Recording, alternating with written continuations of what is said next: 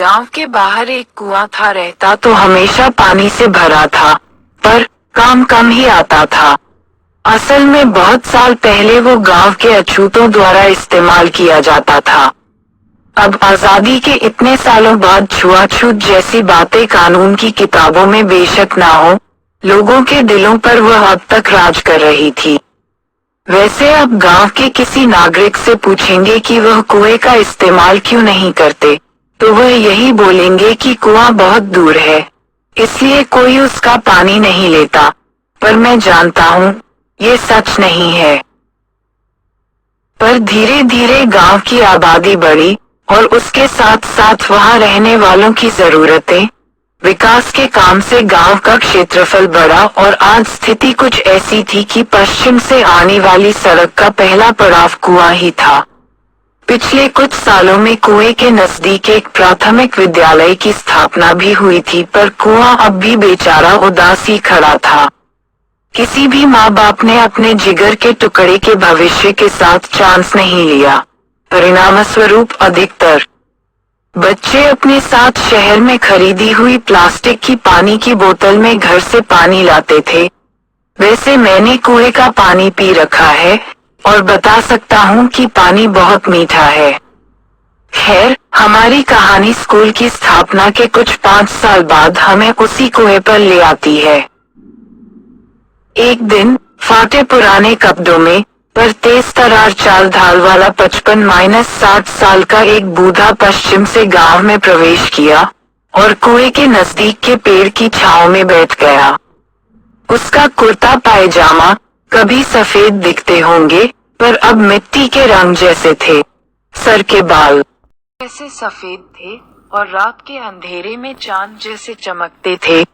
कुल मिलाकर ऐसा लगता जैसे अगर धरती का कोई बेटा होता तो उस बूढ़े जैसा होता। उस रोज की बात है, सुबह सुबह स्कूल जाते बच्चों ने उसे पेड़ के नीचे बैठ कुछ लिखते पाया। हर रोज की भांति उस दिन भी स्कूल में 7 में से 2 अध्यापक आए थे। असल में उन 7 की मित्रता काफी गंभीर थी और एक दूसरे का श्रम बांटने की नीति उन्होंने नौकरी में जल्दी ही स्थापित कर ली थी। सोच लिया रोज सबको आने की कोई जरूरत नहीं है, बस 2 लोग काफी हैं। साल के शुरू में वो जिम्मेदारी प्यार भाव से बांट लेते, पर सच कहें तो अध्यापक जितने भी होते, जवान लड़कों के पैरों की बेड़ियां नहीं बन सकते थे। उस दिन भी कुछ लड़के अपनी जिज्ञासा संभाल नहीं पाए और स्कूल शुरू होने के कुछ मिनटों में ही सफेद बाल वाले बूढ़े के रहस्य की तहकीकात करने चल पड़े। किताब में लिखते बूढ़े का ध्यान आसपास गिरे कुछ पत्थरों से टूटा। कॉपी कलम बास्ते में रखते हुए उसने लड़कों की ओर दोस्ती से देखा और अपने नजदीक आने का निमंत्रण दिया, पर लड़कों को अजनबी पर शक था तो दूर रहकर पूछते रहे, कौन हो तुम बाबा, और यहाँ कहाँ से आए हो, और यहाँ बैठे क्या लिख रहे हो। बूढ़े ने जवाब में एक मुस्कुराहट दी और बताया कि जहाँ से वह आया था वहाँ का पानी इतना मीठा नहीं था। कुछ लड़कों का विचार था कि पागल मालूम होता है और उसे पत्थर मार भगा देना चाहिए, पर कुछ नर्म दिल वाले कहने लगे कि जाने कहाँ से आया है और हमें इसे खाने को कुछ देना चाहिए। वहाँ से उनका वार्तालाप पागल बूढ़ों से निपटने पूर्णता में चला गए और बूढ़े को भूल वो 4 दीवारी में चले। अगले दिन उन्होंने फिर वही नजारा देखा। पेड़ के आसपास टहलता हुआ उन्हें बूढ़ा एक किताब पढ़ता नजर आया। दूर से नजरें मिली तो बूढ़े ने निमंत्रण दोहराया। लड़कों ने एक बार फिर उस पर विचार किया। मुड़कर वापस देखा तो स्कूल की उदास इमारत ने उन्हें बूढ़े से मिल उसका रहस्य खोलने की शक्ति दी। धीमे धीमे वह उसके नजदीक पहुंचे। एक कहानी सुनोगे? बूढ़े ने पूछा। कुछ ने एक दूसरे को देखा तो कुछ ने हामी में सर हिलाया। कुछ ने बाप दादा से सीखे गुस्से से कहा, तुम्हारी बकवास सुनने नहीं आए हैं हम यहाँ। पर अंत में उस दिन जीत जिज्ञासा की हुई। कुछ समय बाद देखा तो बूढ़ा पेड़ के नीचे बैठ कहानी सुना रहा है और उसके इर्द गिर्द बैठ लड़के ध्यान से उसे सुन रहे थे। लड़कों को ऐसी एकाग्रता में बैठे अगर उनके अध्यापक देख लेते तो शायद हैरानी से बेहोश हो जाते। खैर, कहानी कुछ लंबी थी और बूढ़ा कुछ दुबला पतला सुनाते सुनाते खांसने लगा और पानी लेने कुएं की ओर बढ़ा। ये कुआं चमारों का है बाबा, इसका पानी मत पीना तुम। एक बच्चे से रुका नहीं गया। बूढ़ा मुस्कुरा लगा और होठों से पानी का स्पर्श किया। अगले दिन वही कहानी दोहराई।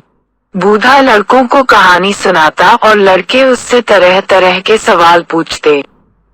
कुछ के जवाब बूढ़ा उन्हें देता और बाकी के जवाब वो मिलकर ढूंढते। पहले दिन के मुकाबले लड़कों की संख्या कुछ अधिक थी। उनमें से कुछ कहानी के लंबा होने का अंदाजा लगाकर खाने का डब्बा और पानी की बोतल साथ लेकर ही आए थे। कुछ स्कूल गए ही नहीं और घर से सीधे बूढ़े से मिलने पेड़ के नीचे पहुंचे। ऐसे ही चलता रहा। हालात ऐसे हो गए कि अब स्कूल की इमारत में कोई जाता ही नहीं था। बच्चे और अध्यापक ठीक समय पर कहानी सुनने बूढ़े के पास पहुंच जाते। बूढ़े की लोकप्रियता स्कूल से निकल गांव में फैल चुकी थी।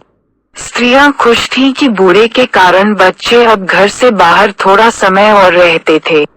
पुरुष खुश थे कि बेकार स्कूल की इमारत अब उनके कुछ काम आ जाएगी। बूढ़े अब दोपहर का आराम करने की शांति को पाकर बहुत खुश थे। यहाँ तक कि मवेशी भी खुश थे कि अब उनकी पूंछ खींचने वाला या कमर तोड़ने वाला किसी और काम में व्यस्त है। धीरे धीरे परिवर्तन का कुआं खुदने लगा। अकेला पेड़ अब एकत्रित भीड़ को छांव देने के समक्ष नहीं रहा। एक दिन बूढ़े से किसी ने पूछा, बाबा, तुम इतनी कहानियां कहाँ से लाते हो? लोटे से पानी पीते बूढ़े ने जवाब दिया, ये कुआं देख रहे हो? इसके पानी में जादू है। हर घूंट में कहानी है। जितना पानी पीता हूँ उतनी कहानियां मन आती हैं। जवाब सुन आसपास के लोग हंस पड़े, पर सवाल पूछने वाला बच्चा आंखें फाड़कर बूढ़े को देखता रहा। कहानियों में लोट-पोट होते, गंभीर होते, उदास रोते या चिंता में शिकार होते लोगों में फासले कम होने लगे। अक्सर शाम में घर लौटते समय उस दिन की कहानियां और उनके पात्रों पर चर्चा होती। कभी वो कहानी से सहमत होते, तो कभी नाराज, कभी उससे प्रेम में होते, तो कभी गुस्से से लाल। पर इस सब का एक और नतीजा हुआ। वर्षों से नकारा हुआ कुआं का एक अभिन्न अंग बन गया। हर कोई वहां पहुंच हाथ मुंह धोता, पानी पीता या एक दूसरे पर पानी फेंक मजे उठाता। एक बार तो गांव की एक बकरी कुएं में गिर गई। उस दिन कहानी स्थगित कर भीड़ ने बकरी कुएं से निकाली, पर कुआं इतने काम का आदी नहीं था। धीरे धीरे उसका स्तर गिरने लगा। गांव का वह बच्चा जो कुएं को पानी और कहानी का सत्र मानता था, अक्सर लोगों को पानी व्यर्थ करने से रोकता नजर आता।